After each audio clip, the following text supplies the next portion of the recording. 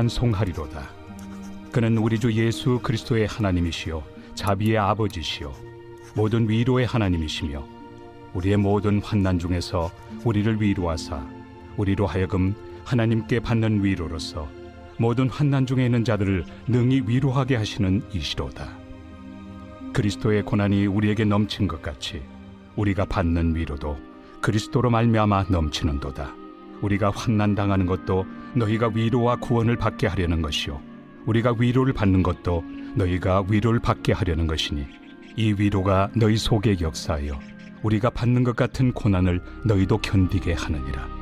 너희를 위한 우리의 소망이 견고함은 너희가 고난에 참여하는 자가 된 것 같이 위로에도 그러할 줄을 알미라.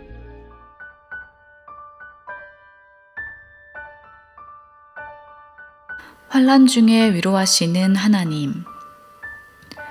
고린도 교회는 여러 가지 문제 때문에 사도 바울로부터 심한 책망을 받았습니다. 그런데 고린도 후서에서는 시작부터 위로의 메시지가 선포됩니다.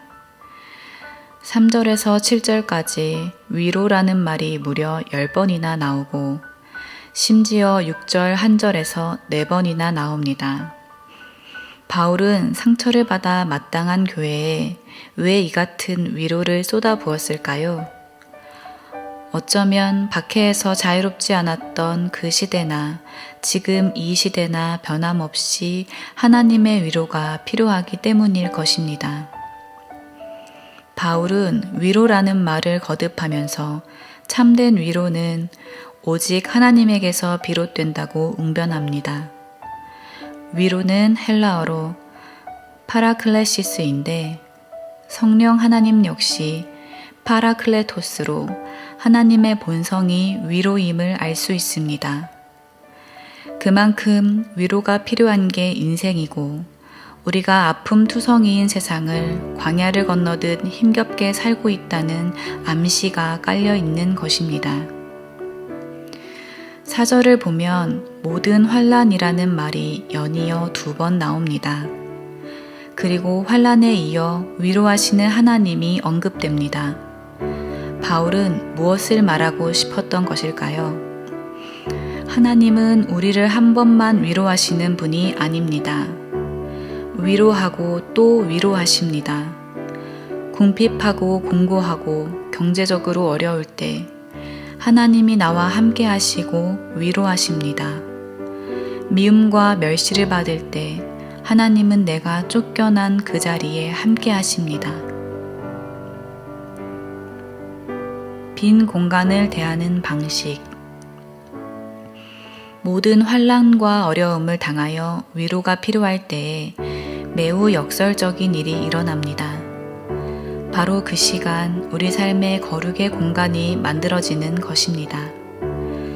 고난을 겪을 때마다 사람에게는 심적 공간이 생깁니다.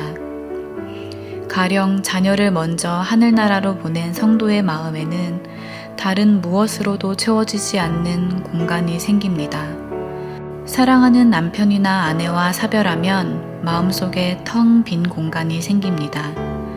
큰 질병이나 사고, 실패를 겪어도 마음에 허공이 생겨버립니다. 그리고 자신에게 본질적인 질문을 되뇌곤 합니다. 인생이 무엇인가? 인생에서 정말 중요한 것은 무엇인가? 이 공간을 부정적 공간으로 만들 것인지 아니면 사명의 공간으로 만들 것인지는 우리에게 달려 있습니다.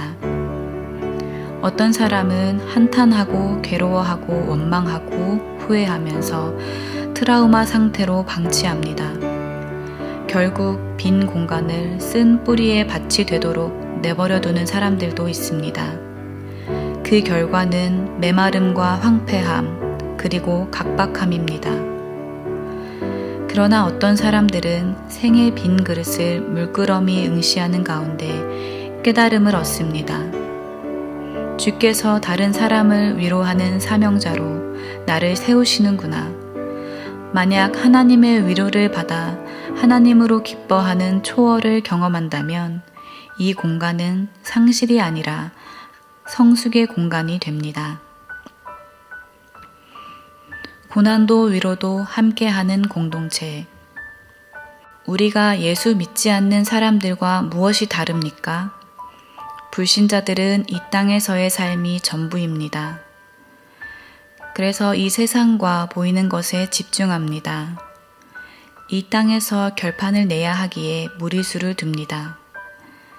하지만 우리는 이 땅에서의 삶이 전부가 아닙니다. 우리는 영혼을 투시할 수 있는 특수한 시력을 갖고 있습니다. 인생이 밤의 한순간일 뿐임을 압니다. 천년이 하루 같다는 사실을 압니다.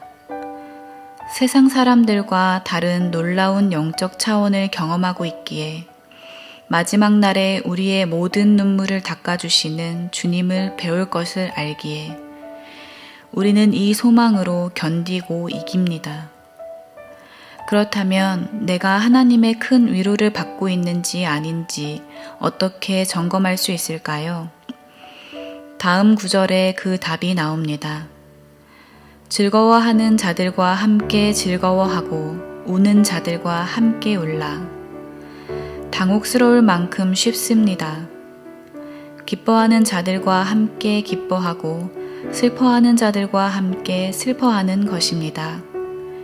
형제의 기쁨이 내 기쁨이 되고 이웃의 슬픔이 내 슬픔이 되는 것입니다.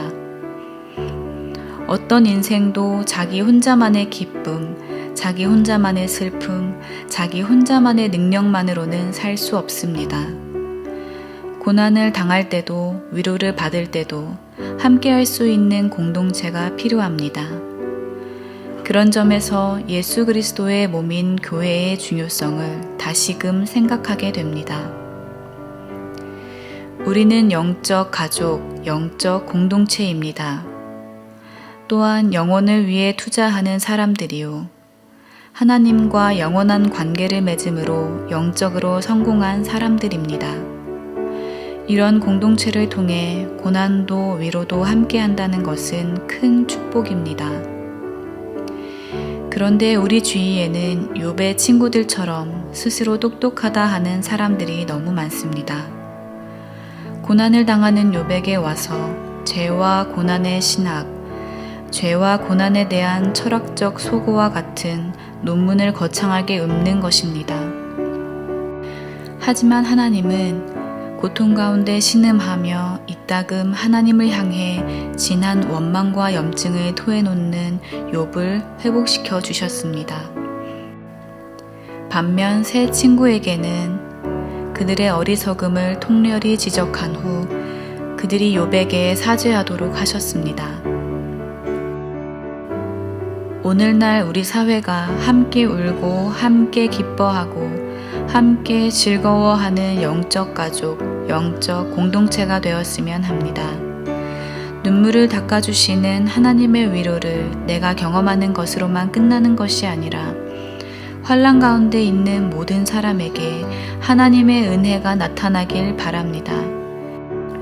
그리하여 공동체가 주는 함께 위로받고 함께 축복받는 통전성의 은혜가 충만하길 바랍니다.